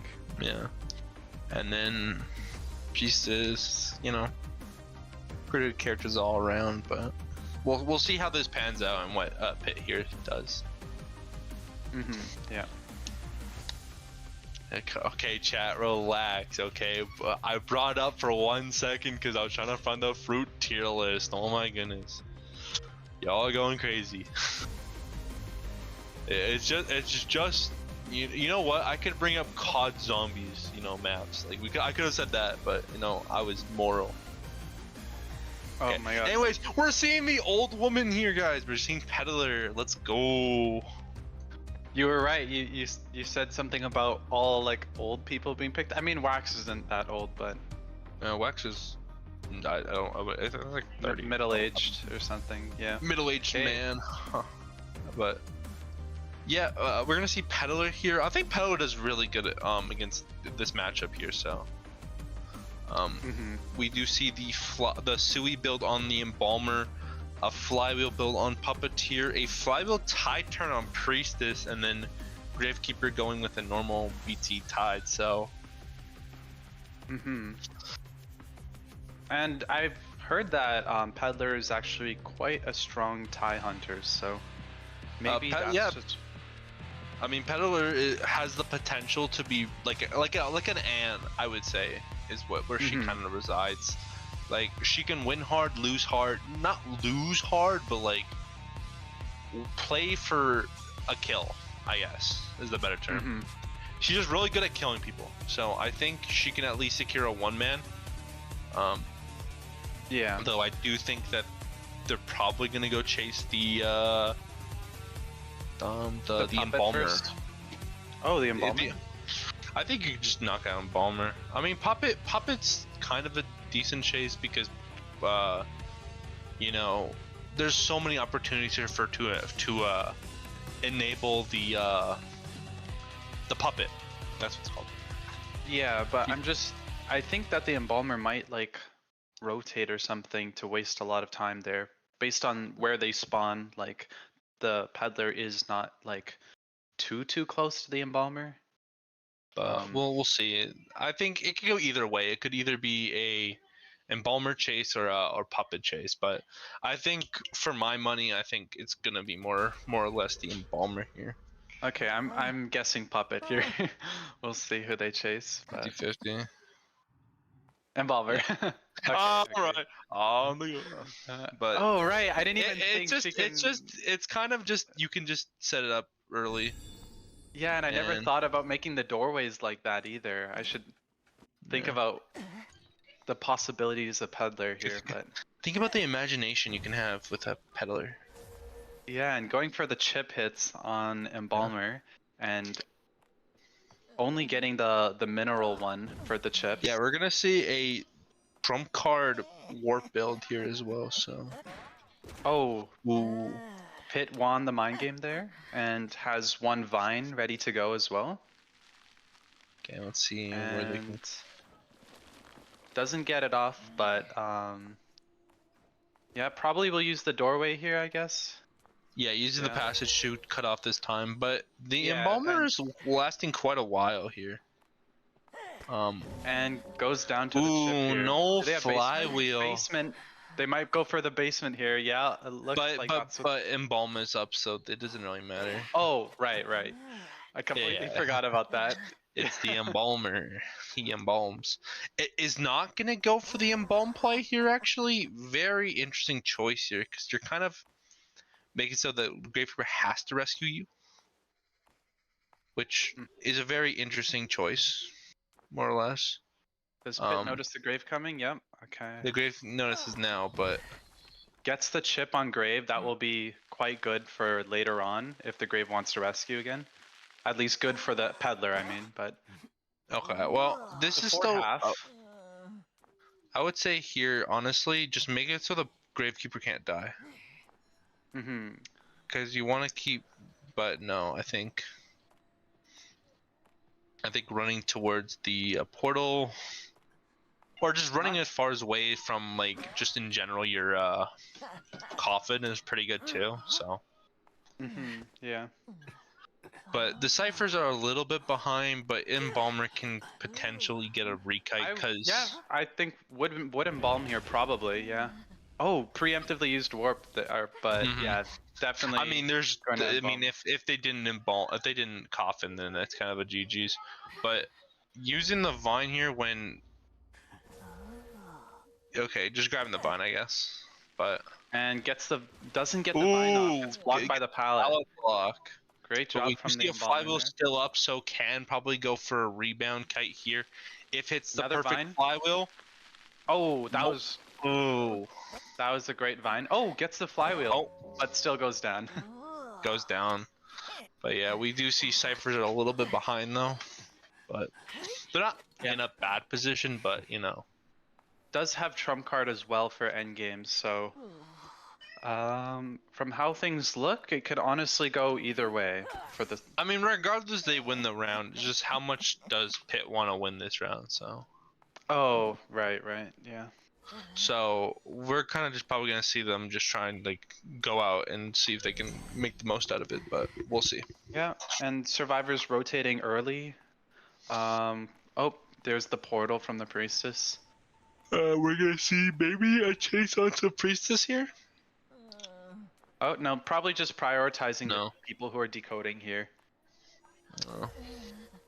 Trying to find ways. Oh, but Gravekeeper might have not been expecting that, but still gets shovel off, so it doesn't matter. But I think the problem here is that Gravekeeper just kind of dies there because. And smart to wait for the chip to come back and do that twice there. Yeah, and that's gonna be a really early down on this Gravekeeper here. Cyphers are okay-ish, but given they're all on the one side of the map, it isn't really looking good for Hex right now. So, like, they could get that Cypher done, but then they only have this Cypher that's on third stop here. Right. And, yeah, which could be easily pressured. So. Yeah. But we are gonna see the rescue here. Oh yeah, right. Cause she did bring Tide Turner, so we'll see what they do with that. First priestess here too. Gets pretty good hit on the priestess here. Looks like it's just gonna opt to chase the priestess. So yeah. Gets it down here. Might just prioritize. Yeah, just teleports back to the cipher. Oh wow, it goes. Not letting them get that last cipher done and playing full offense here. Kind of just swinging, but we'll see. We'll see how this puppet plays this out. Oh, doesn't use the puppet form there. It's kind of bad for. And puppet? Gets hit by the vine too. Puppet? Very. They are getting quite close on Cypher progress, but they're both Cypher progress is pretty good, but you kind of need Gravekeeper to go in now. Yeah, and there's no borrowed time on the Priestess either, so that might be a bit troublesome for them. They just pop early. Oh, so they're just gonna straight up go. Yeah. And maybe Pit is just gonna go chase Priestess the Gravekeeper. Might get the back door here though. Priestess. I think Priestess is gonna get the back door here. Yeah. But I'm not too sure what the plan is. Pit doesn't have enough time for that vine to go away, so kind of just a wasted vine. Yeah. Maybe to get the stack, now. But might just prioritize defending exit gates, forcing them to go to the other, and hopefully is trying to get their TP up in time to teleport to the other gate once they down the priestess. I assume that's what Pit is thinking right now. We need to see this like really early down here, but we do see the fly will happen early. Teleports up very soon. Will they teleport here? Yes, they will. And the gate is not open in time. Ooh. Oh. Thing is though is that they can't vine. Gravekeeper doesn't go for coaster apparently. Kind of a interesting play on the Gravekeeper here. They're trying to get the hunter as far away from the other gate as possible. So just kiting out here because now teleport is not like available. So Pit will be forced they're both to walk. on the side of the map, so yeah, if this kite can last very long for Gravekeeper, this is really good. Might be able to actually get dungeon here. We'll see. If wait, you're right too, because it's right here too. We do see there's 18 seconds left, and the Gravekeeper is at full health. So if we can see a good kite happening here, there is potential. Swings too early. Okay, 6 7 5 4 3 2 1. Literally, all he needs to do is dodge a chip, and he's good. And it's a man out. We'll Might have to be see what just waiting happens. for. Oh. We'll see. Oh my god. Oh, Get it's a 3 escape. Oh, let's go. 3 escape. Still loses the Wow. round, but really, Hex played their best there and got away with it. Unfortunately, they still lose the round, but that was a really good match for Hex survivors there. Kind of Yeah, really well played. making the most out of their teamwork right there. Yeah, and waiting out detention there too. That was just really well done by Hex. Wow, that was a really good match. And with that, also kind of brings up to a round 3 now and see what kind of happens here. Because the points are actually not that bad. It's a 5K to a 3K. Like, that's like Omni kind of messed up there because they did not get a tie. Like, if they got the Gravekeeper down, they would have been fine. But honestly, that ending, you could kind of see there was some sort of a panic of not. Yeah. Because Petal's a weird character because she's very much resource heavy, and you could see the resources were kind of just being let loose like crazy. So, kind of just really bad. They just not, I don't know, keeping the situation controlled, I guess is the term. So Yeah, for yeah. sure. I gotta see what happens now. Like, yeah, it's close. It could honestly. It's be very any close. team. They could any team could win, and especially since they got rid of not many powerhouses here. They got what, Wax Artist, what's his name, Peddler. So you got powerhouses for round 3. So I wonder what both Omni and Hex survivors are gonna deal with these hunters. Yeah, and a lot of good survivors too are now global bans, so they're going to have to start. And you don't got your safe characters anymore. You know, your embalmers are gone. Yeah, Grave is gone, I think, for which side. Yeah, but I mean, you could always play Escapologist. Yeah. Bald Man Awakening. Honestly, he's low-key really good though. Honestly, I got a friend. His name's he's like a really good escape player, and like he was always speaking the gospel of, like, you know, Escapologist meta, not meta, but like being really good. And like you can definitely see in his gameplay that he understands the character, but like when you play him, he feels like really good to play. Like, honestly, in my opinion, I think he rivals like Weeping Clown in terms of how good he is as a rescuer, because like Weeping's kind of like a kind of meh rescuer, but he's a good support. You know, I think Escapologist just hasn't beat out because he also doesn't lose to Great Gamekeeper. So yeah, and I mean, he is a really good rescuer if he's able to save that first hit, because that even gets him closer to the chair.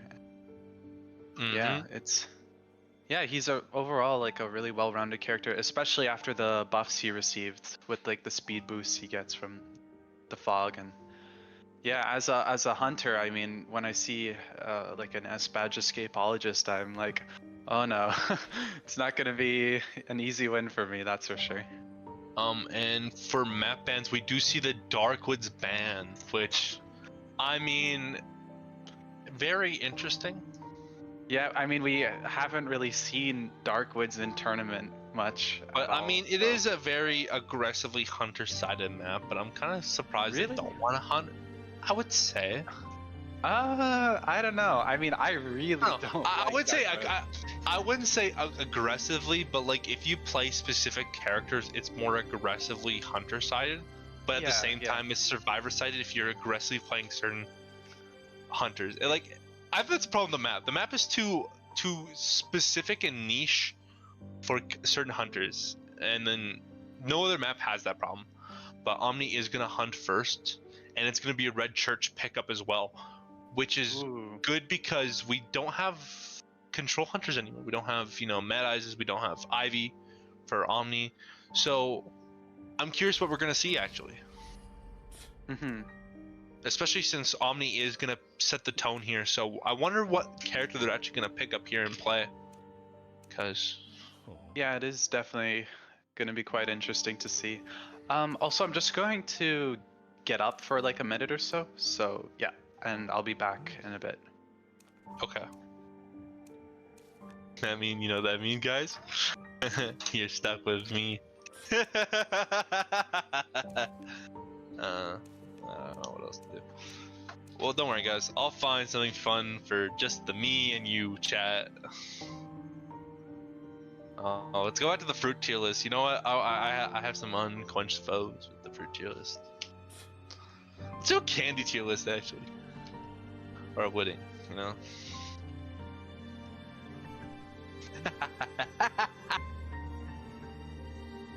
I laughed to myself. Because there's no one else to laugh with me. Except for the voice in my head that is looming over me.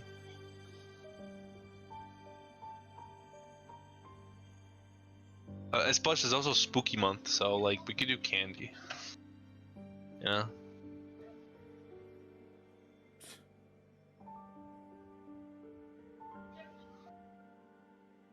Like we're gonna do like the SpongeBob Krabby Patties is like an S tier like candy. Can we all agree on that one?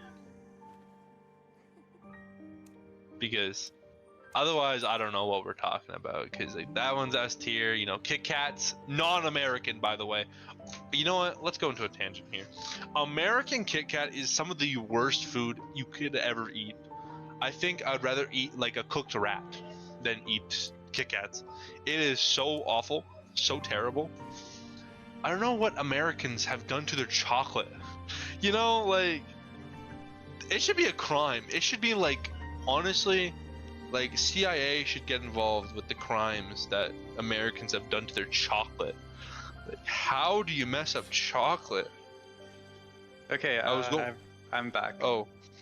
Hey, wait, what are you talking about? CIA chocolate? What? CIA need to come down and destroy all of the American chocolate producers. They are terrible chocolate. Really?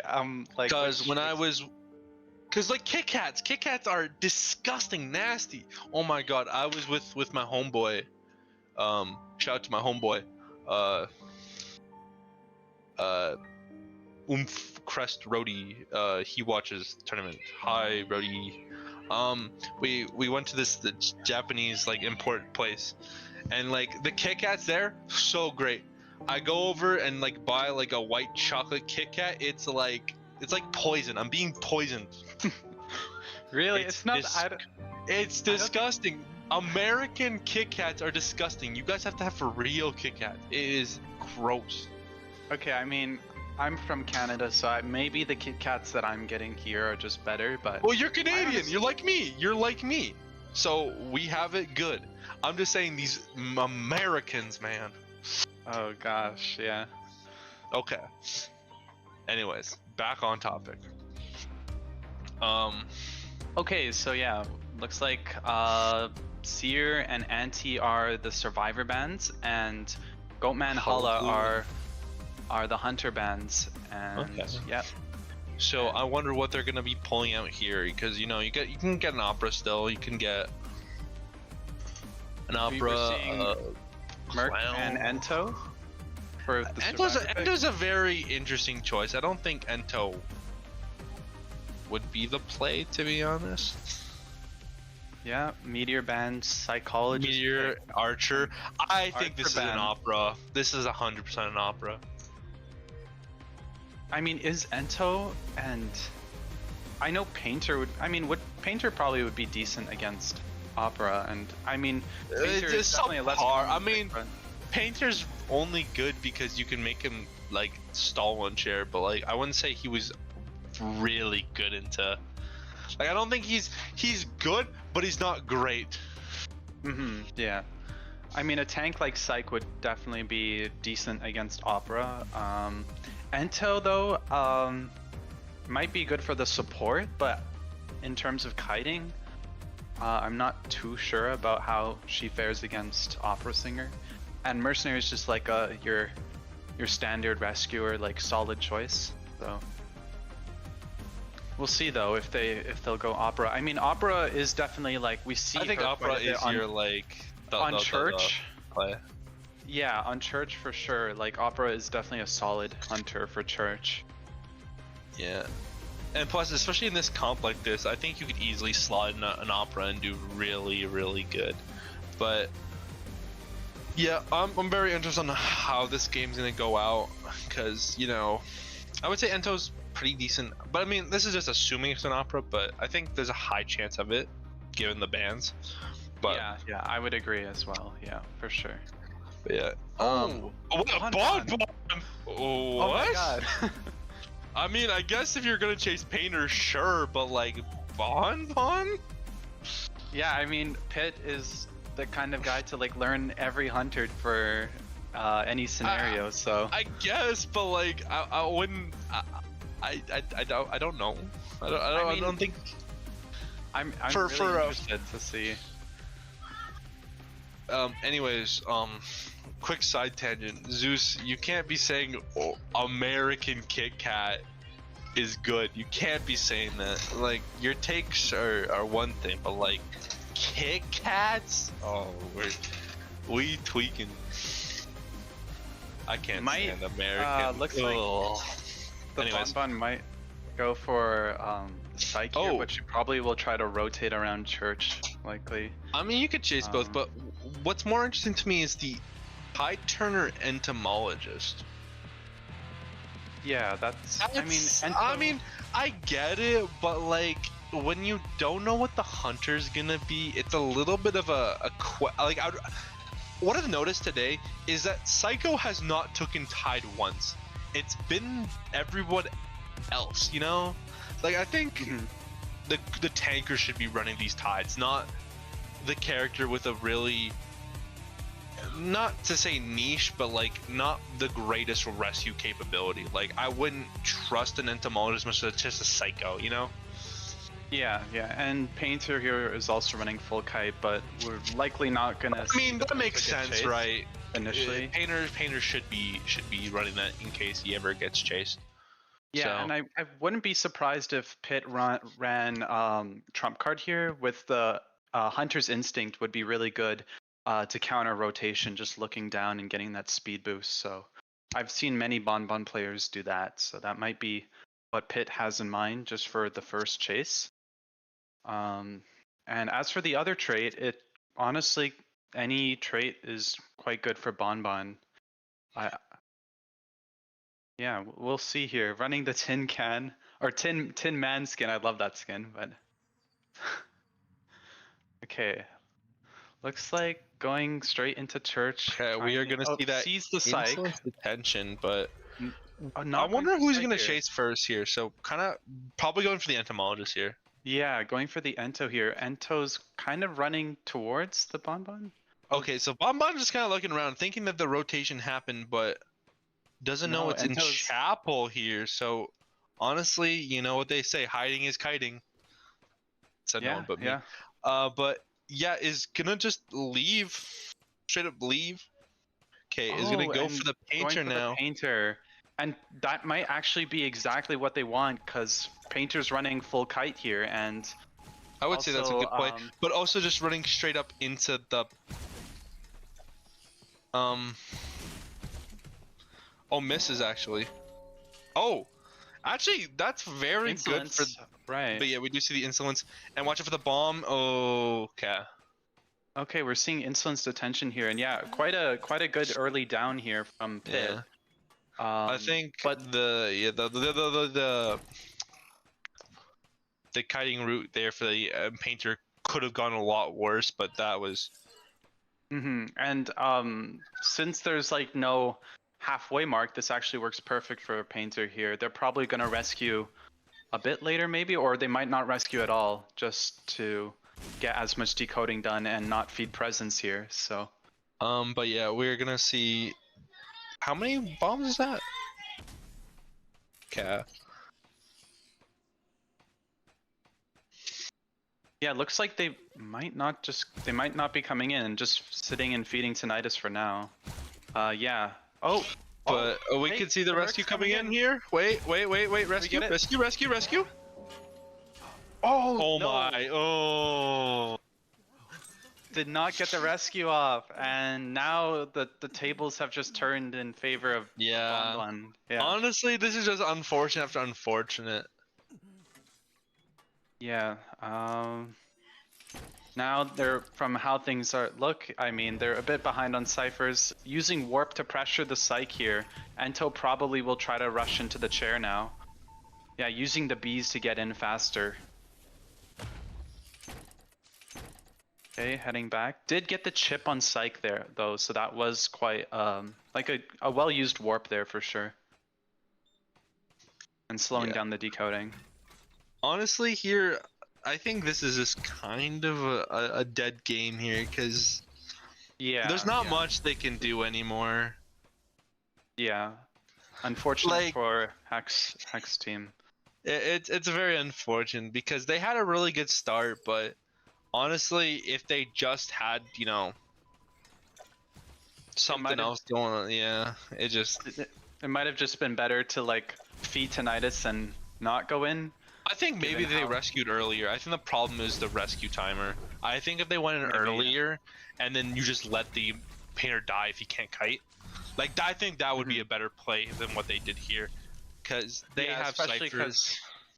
Bonbon didn't have many bombs just shortly after downing the painter, so but then when they come in for the late rescue, like Bonbon had basically 6 bombs to work with, so definitely a tough rescue for the Merc. But anyway, we see the site going down, and now we're just gonna have like a long bleed endgame. But with final deduction, they might still be able to get the dungeon here.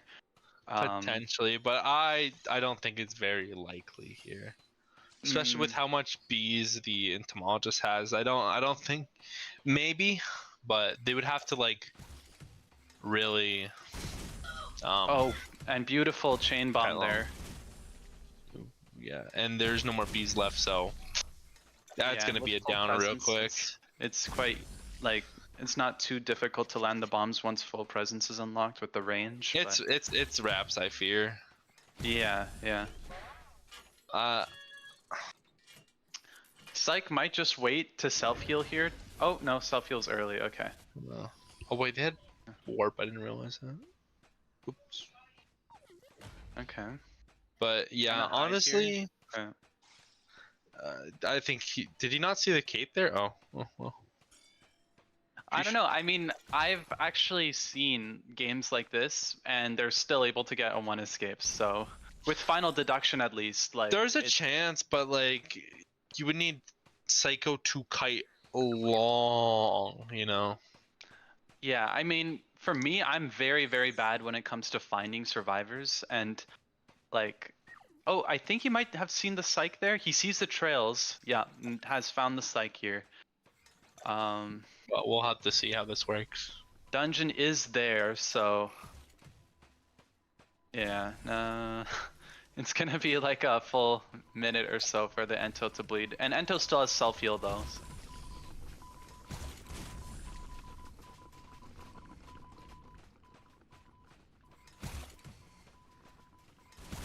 Yeah, especially since they're dying on gay, that doesn't really help that much either. But if entomologist doesn't get found here, there's a chance, potentially. Because I think what Pit's gonna do is probably retrace his steps. But but Ento's been crawling. The only issue is that what is it? Actually, I think there could be a chance where like just gets chaired, right? Self pickups on chair, which means if one of them dies, that means the other one gets gate. You know what I mean? Yeah. They can easily pull off that. Pit does see Ento here likely with Deer Hunt. And yeah, they have to survive the full chair time here, which it's gonna be very tough for them, and with warp as well. Oh. I mean, as long as they can get the rescue, it's over. No, it looks like it's over here. R.I.P. Yeah. So that's a 4 kill for that's team 4 eliminations for Omni here, and I do think that the game is over. Is it over? I believe so, because they can't get the points back. Point-wise. Because it's going to be another tie, right? So I do believe it's going to be Omni. Omni wins, yeah. Yeah, it's a win. Congratulations to Omni for winning that. I think the main problem there was just honestly, they didn't get away with it as much as they could. Like, yeah, Merc got stuffed and they didn't really get to have, you know, if they went in earlier, maybe they could have done something with it. If Painter probably did a better kiting route initially, I think they could have gone more, but they just had nothing to work with, and it just kind of unfortunately just unraveled into this, you know, a loss. So unfortunate for Hex, but you know, they have more games in the future. Omni has more games in the future, so they could always make a comeback and make it to a better placing in the stages.